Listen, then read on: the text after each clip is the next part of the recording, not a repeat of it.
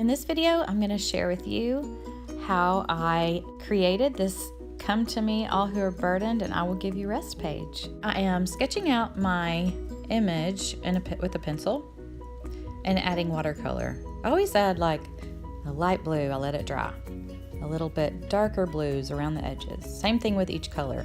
Then I'll go back later and add just a little bit of darker, like around items, to make those items pop out, like a tree. And go around the green and make the edges of the grass greener. So just give it a little bit of shading.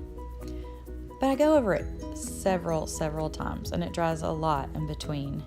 When I do my words, they don't pop out right away, but I just wanted to get them in place. And then eventually I'll grab my marker, my pit marker, which I love because it doesn't bleed through to the other side of the page, and just go over my words. A lot of times I like to make the letters thicker because they don't show up as well. But when you use the white gel pen, it makes everything pop.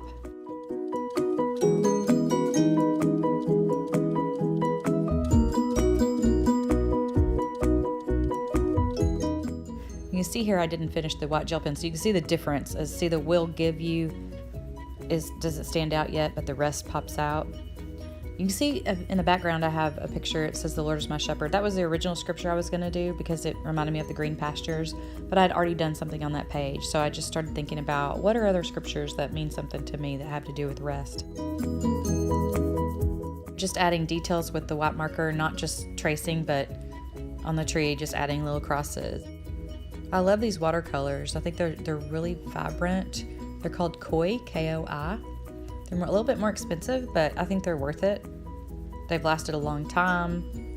They're great for travel. It just packs up in this little compact. It has a little tray with it. And I like to leave a little spot open with that scripture. So that's like what I'm focusing on, and it just really sticks out. I do cover up a lot of my words, and you may choose not to do that, and that's great, and that's what the little margins are for, the Bible journaling margins. But I am set free, and I just go for it.